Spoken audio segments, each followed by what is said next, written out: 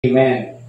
Alam ka ni mo, Igsoon, unsa ba ang pinaka-greatest weapon sa ato ang panahon karon? Dili makaingon ka kanang naa kay nuclear? Unsa ba ang mga nasod na ilahang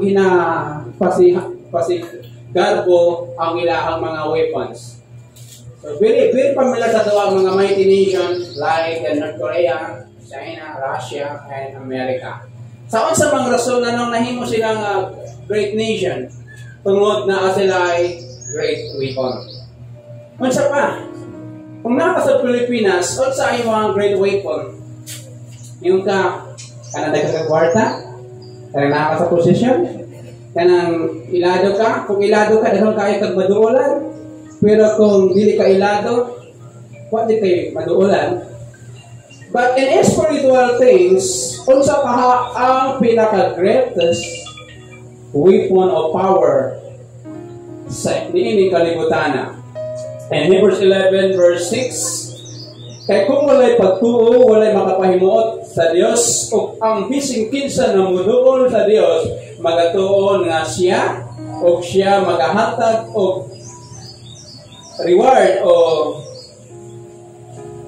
sa tanan ng mga kugihan na mangita kaniya. Now, ato minsan, faith, the greatest power in the world. Wala bisang isa sa tuan na nadiri na wala niagi kaluya. Then, naghimo ko meditation. Sa niyang nagluya ko, and I decide na magpaluya. And I decide na magpaluya ko. Ako hindi kami na magulingan, luya na ka. Wala yung situation, wala kayo ani na nasa ilaha, okay, whatever they have. Nisamot ng kaluya. When this morning, pag mata na ko, I make a decision, I will stand again, I will raise up. Natingala ko, there is an inward power na murag milukot sa akong pagkatao. Then, I think positive. Then I think mura kung na-repress ni ko ingon anak niya in the moment you make to this a decision.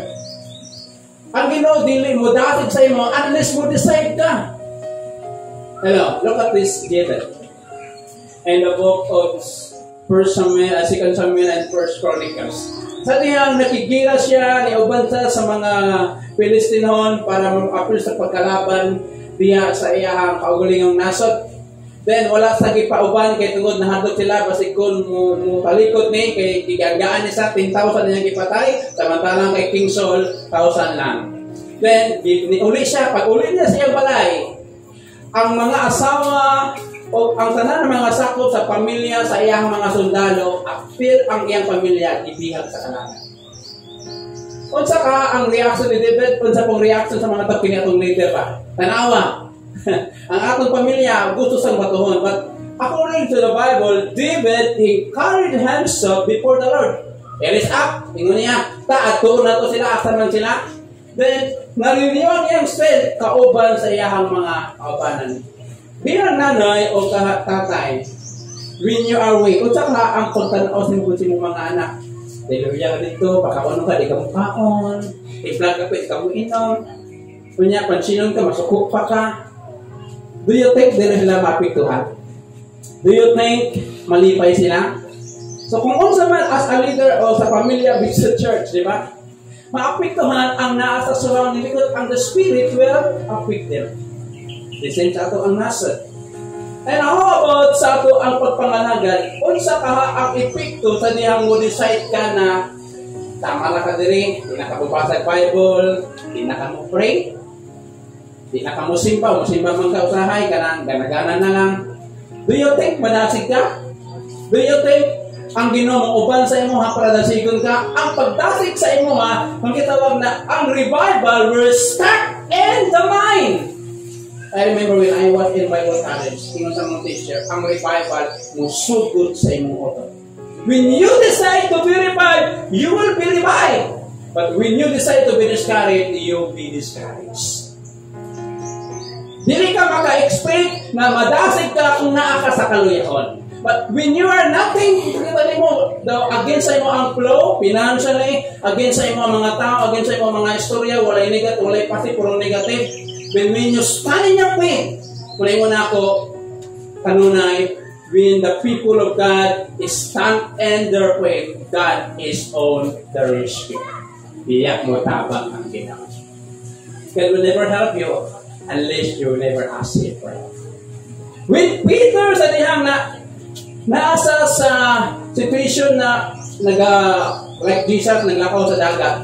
Nawala yung focus, nawala yung focus, na-observe niya ang mga balod, hangin niya, na ginahinay sa kaunlod. When he decides and said, Lord, save me. And the Bible say, he stepped out sa Ginoo iyang hamon. The same is the Bible, without faith, it is impossible. Imposible kayo na malipay ang Diyos sa imo. Imposible kayo na i-bless ka sa Ginoo kung wala kayo pagtuo. That's why we study today the effects of faith. A, B, C. Number 1. Tanaw na to verse 6. He is a rewarder to those who diligently, not only to those who seek Him, but the Bible say, diligently, na ay pagpailog, na ay pagpaubos, na ay pagkakugihan. Hello. Kasi wala kay bugas. Kung ingon ba ka, awa man tayo malungag, sige na lang. Mag-init rin tubig para mainitan ang tiyan. Do you think gusto ka? That's why yung imong sa nanay o tatay, yung nila ang nagbalang pamagi kung pwede sila maka-video niya para lang makakaon ng pamilya. That's why ang epekto sa dakong gahong na nasa kalibutan ng mga pagko-first, letter A, you will be achievers. Achievers said someone who are achieve success and or a successful person. Unsa ba ang successful person in the spiritual na pagtanaw o pagsabot? Kanang success ba na nakakay daghang kwarta? Kanang success ba ginaingon sa Biblia? Kanang asensado ka, dako imong balay, nakay sarili nga negosyo, nakay sakyanan, imong gadget, mga high-tech kayo, katong 35,000 jud, napakay iPad, napakay cellphone, napakay keypad, napakay laptop. Tanay gadget na sa imong mabana ang di-describe na successful. Ang tinuod na success o madaugon nga anak sa Ginoo, bisa na ay problema, padayon na nangalagad. Number 1, effect of faith sa anak sa Diyos. First, you will become achievers. Na naman, tingnan sa Bible, He will rewarded. Dili mawala sa ganti o gantimpala kadtong mapailogon, kadtong mapaubsanon, kadtong nagakugi sa pagpakita sa person sa Ginoo. Ang Ginoo din layo ra sa imo. Matawag ka, nguniyak, Jeremiah 33 verse 3, call unto me and I will answer you. So ang writer nag-ingon sa ato bisan sa mga Kristohanong nga Hudeo na that faith can make things possible. Kung naara tayo pagtuo, mahimo ang tanan tungod kay we receive the favor of God. Muna ingon how God makes smile, how God make happy. Activate your faith. Then ang resulta, you will be rewarded. You will be achievers. Makapadayon ka, makalahutay ka, makahimo ka sa butang na dili mahimo sa uban, makapadayon ka og pray, bisan nagaluya ka, makapadayon ka mga lagad tungod kay ang pagtuo nimo mauna ang mo-push sa imo mauna ang mo-activate sa imo na mahimo kang achievers na naatay ma-accomplish for the Lord. Amen? Those Jewish people from the start, they are a stubborn people. Even they saw many miracles of God. Kung balikan nato ang kasaysayan sa Israel, from 3,000 years ago.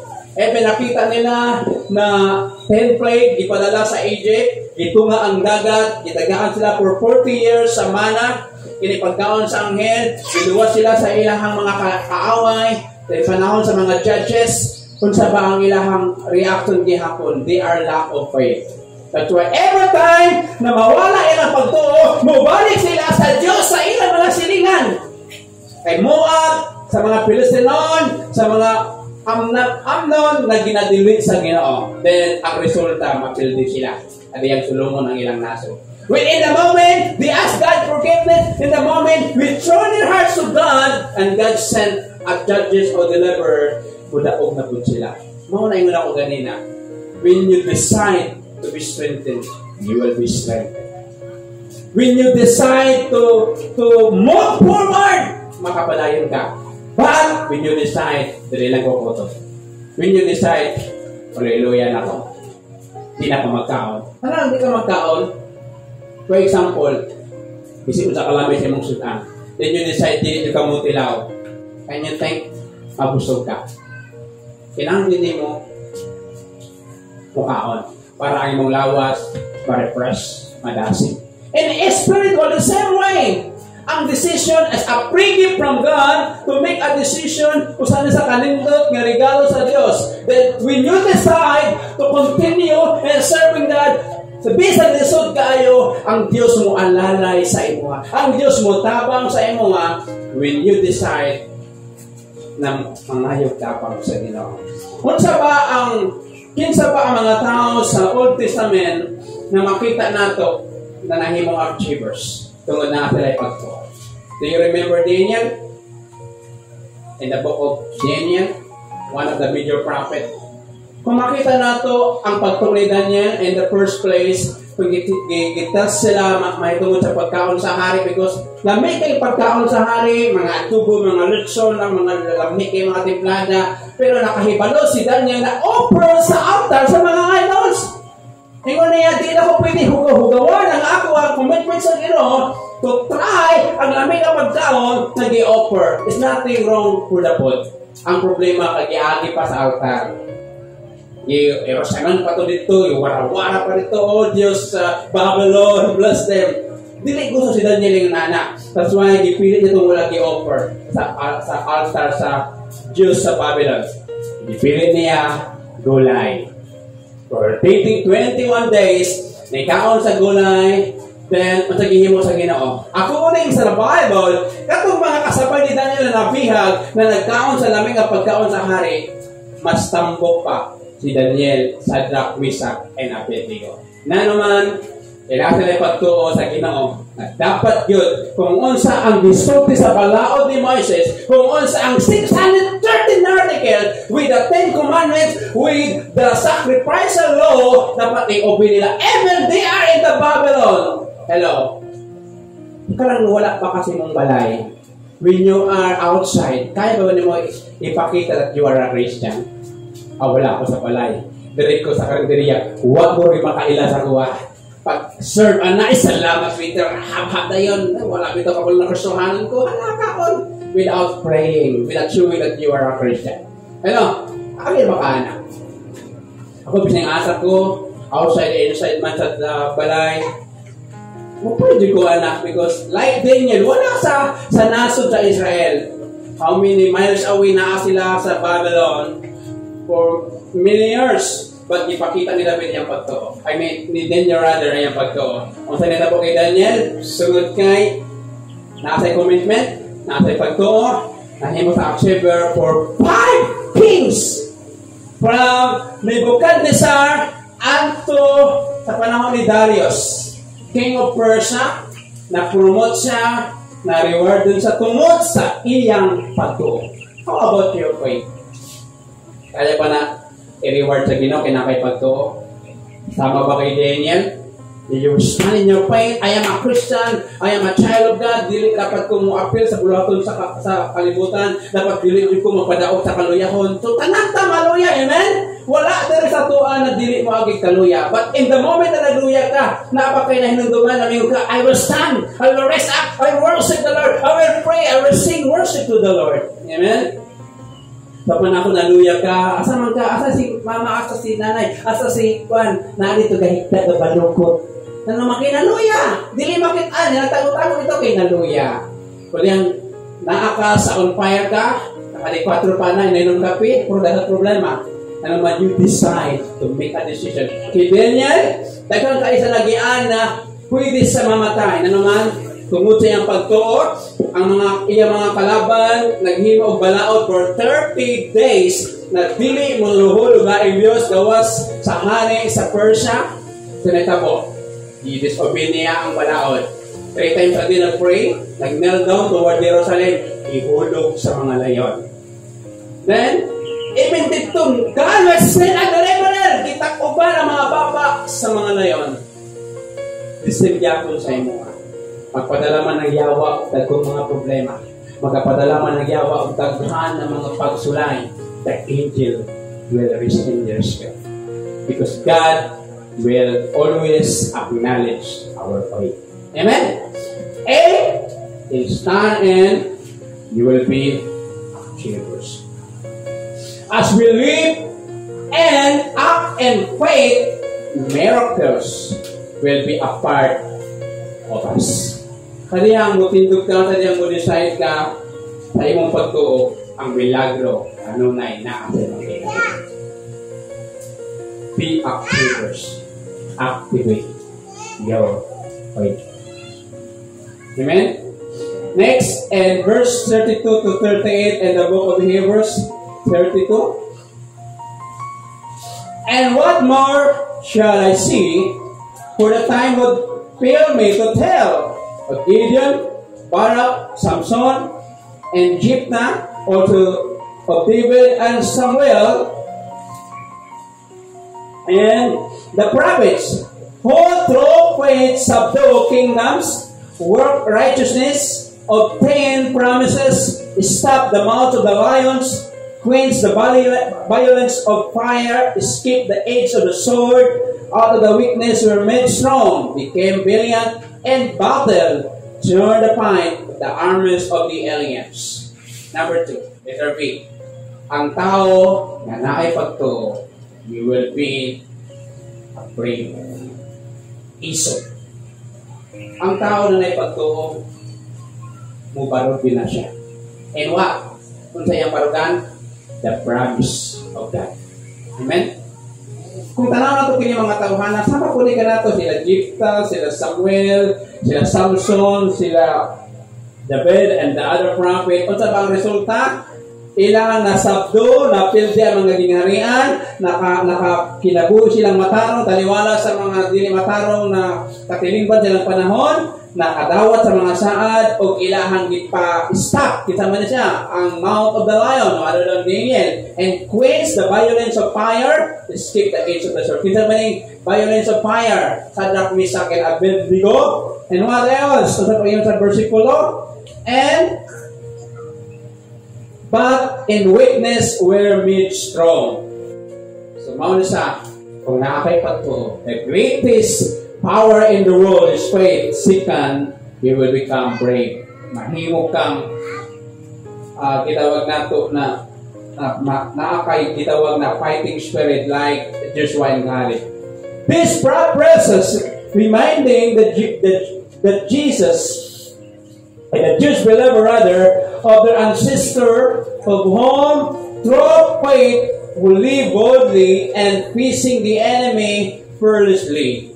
Gi-remind through this name, through this prophet of the Bible, na pinaagi silang pagto, nahimo silang maisugon, then atubang nila ang ilang kaaway sa walay kahandog. What is your enemy today?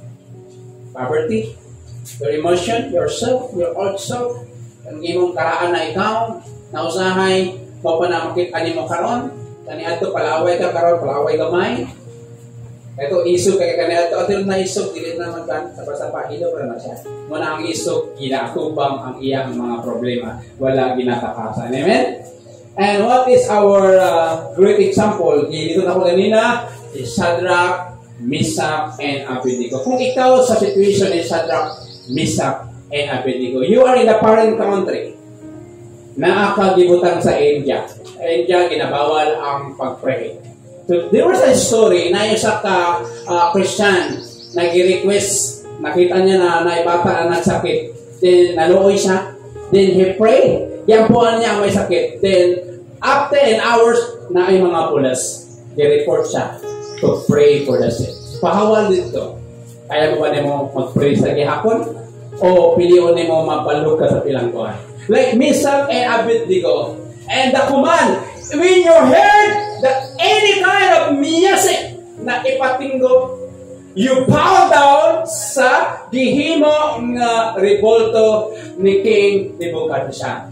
Then when you disobey, ihulog ka sa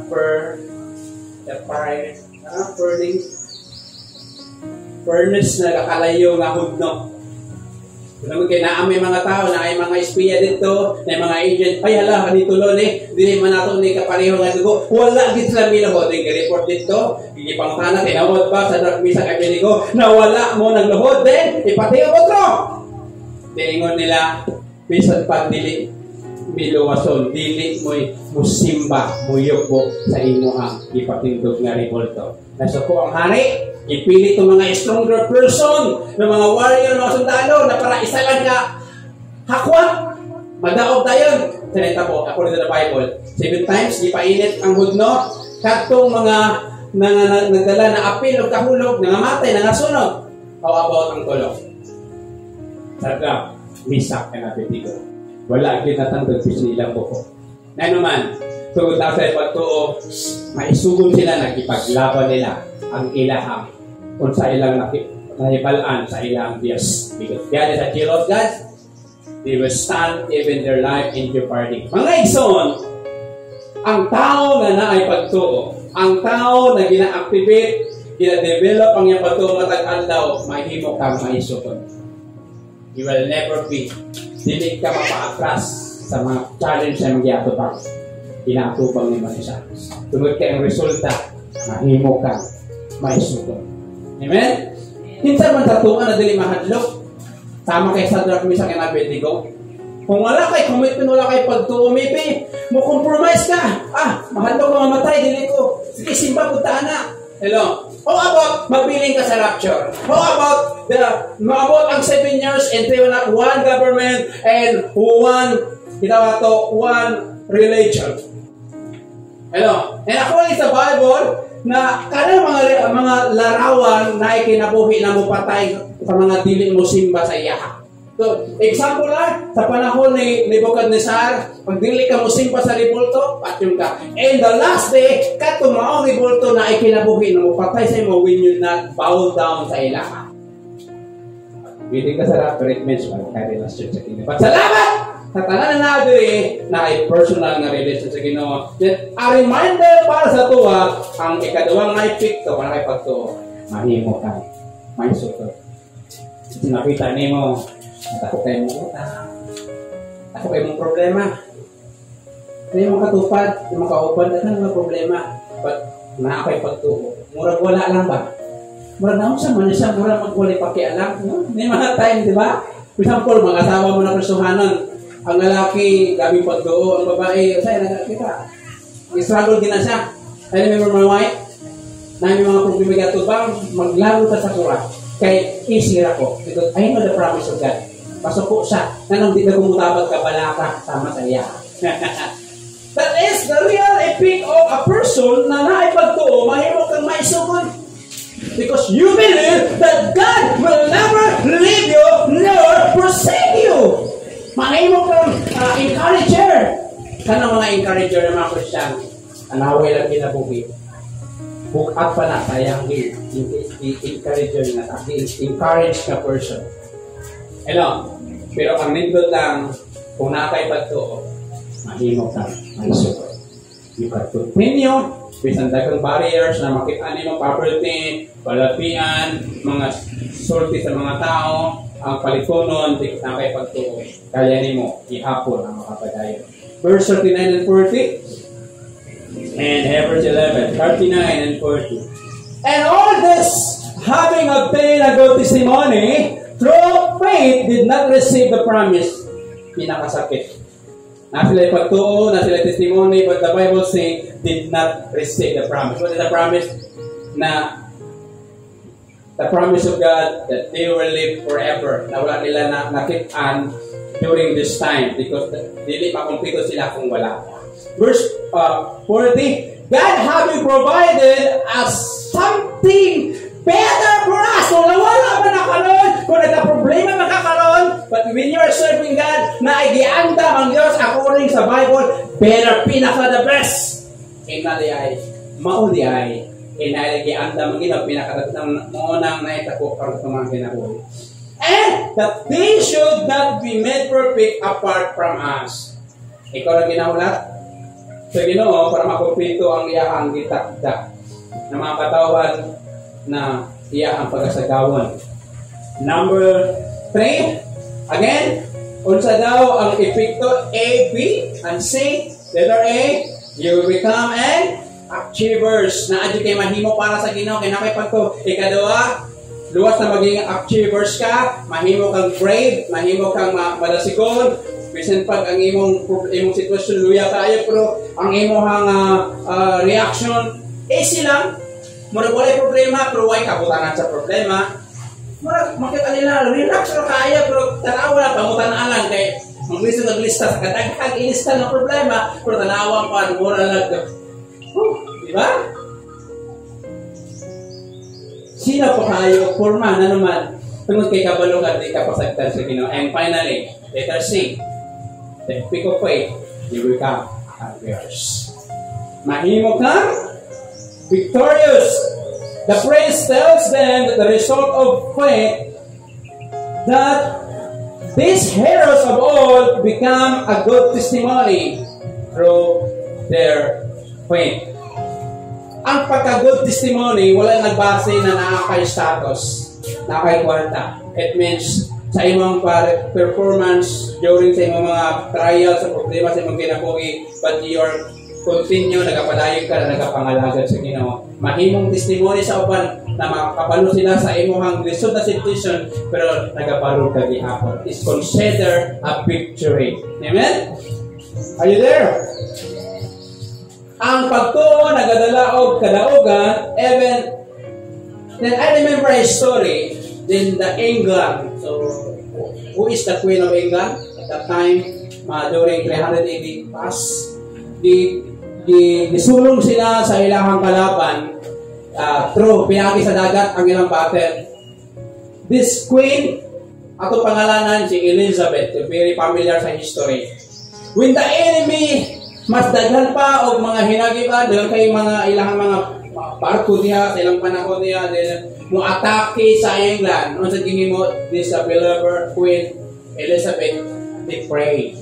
And God intervened na through the power of God na overcome niya, na feel din niya ang mga tao o mga nation na atake sa ila na naman ay naasay pagtuo. Ikaw, na ba kay pagtuo? Na kaya nimo i-handle. Ang pag-handle sa problema is considered a victory. Ang pag-handle sa pressure sa mga sitwasyon nato karon is considered a victory. Wala man ka nadaog loto, scatter diha, o sa diha ng mga gina-offer sa kalibutan, but you still in your faith right now, you consider a victory. Genuine faith cannot accept the faith. Ang tinuod nga pagtuod dili ni mo dawat sa piltihan. Yang yun ako ang tanan sa imo karon mga igsoon na situation ni ano panahon. I invite Sister. Unsa ba ang imong situation na makaingon ka na murag nindot na ipahuay? Murag lami na kayo iundang? Gawa sa pagpangalagad, murag gusto na nimo na ipahutol imong kinabuhi. It is the time na gina-remind ka sa Ginoo that the greatest power in the world naa sa imo. Romans 12 verse 3, God gave everyone the measure of faith. The faith di na kailangan imong akuan. It is the faith na naa sa imo. You must to activate it, you must to ignite it, you must to sang i-develop alaw-alaw by trusting the promise sa pulong sa Dios. This effect, kini nga result na sa imo. Una, mahimo kang achievers. Na kay mahimo para sa Ginoo. Ikaduha, mahimo kang isog. Ang tawag na isog, ginaatubang nimo ang challenge. Ikatulo, you will be a conquerors.